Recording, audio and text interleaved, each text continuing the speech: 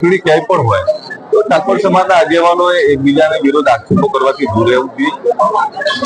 જો મોટા આગેવાન હોય તો એને સંયમ જાળવીને વાત કરવી જોઈએ। દરેક આગેવાન, દરેક નેતા પોતપોતાની પાર્ટીની વકીલાત કરે, પોતાની પાર્ટી માટે પ્રચાર કરે તો એનો અધિકાર છે। એ અધિકારથી એક આવતા હોય, એની જવાબદારી જયારે પાર્ટી આપી હોય ત્યારે એમને દરેકે આવા નકારાત્મક રાજનીતિ, નકારાત્મક નિવેદનો, આવા ખોટા નિવેદનોથી દૂર રહેવું જોઈએ।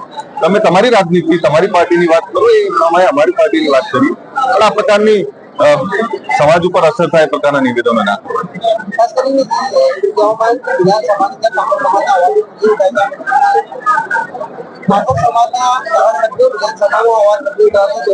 હવે મને તો નવાઈ એ લાગે છે કે એમણે આટલો સમય રાજનીતિ કરી। વિધાનસભાના ફ્લોરની એની મર્યાદા હોય છે, એ સંસદીય પ્રણાલી, એના સંવિધાનિક જે રીતે પદ છે, પદની ગરિમા જાળવીને વાત કરવી પડે। સમાજ માટે જયારે જયારે જે કંઈ બોલવાનું આવ્યું ત્યારે અમે બોલ્યા છીએ, કર્યું છે। એવું નથી કહેતા કે દરેક વસ્તુ થઈ જાય, પણ દરેક જયારે જયારે સમય જરૂર પડી ત્યારે સમાજ માટે બોલ્યા છીએ।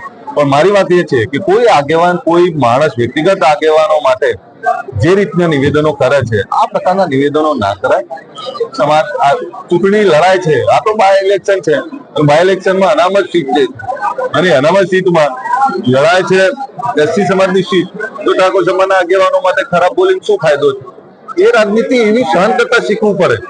ઘણીવાર એક જ ઘરમાં બે વિચારધારાના માણસો હોય, તેમ છતાં સ્વીકારતા હોય છે બધા। તો સમાજમાં દરેક અલગ અલગ વિચારધારાના માણસો હોય, દરેક પોતપોતાનો મત મૂકે, પણ એ મત મૂક્યા પછી એના માટે હેલફેલ બોલવું એ આગેવાનને શોભતું નથી। એટલે મોટા આગેવાન છો તો મોટા આગેવાની મર્યાદામાં વાત કરવી। દરેક સમાજની મિટિંગ થઈ જશે, ખાસ કરીને ચૂંટણી માટે પ્લાનિંગ કરી હશે, કેટલી આશા કેવી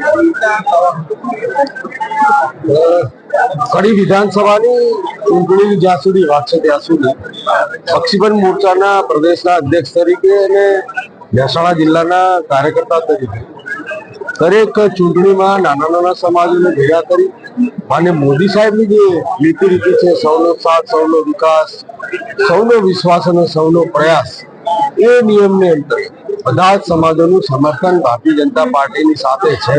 એમને એક સાથે લાવી, એક મંચ ઉપર લાવી અને ભારતીય જનતા પાર્ટીનો ઉમેદવાર વિકાસની રાજનીતિ જે માનનીય મોદી સાહેબે પ્રસ્થાપિત કરી છે એને સમર્થન કરવા માટે અલગ અલગ સમાજના બધા જ લોકોને સાથે લઈ અને પ્રચાર પ્રસાર અમે કરી રહ્યા છીએ।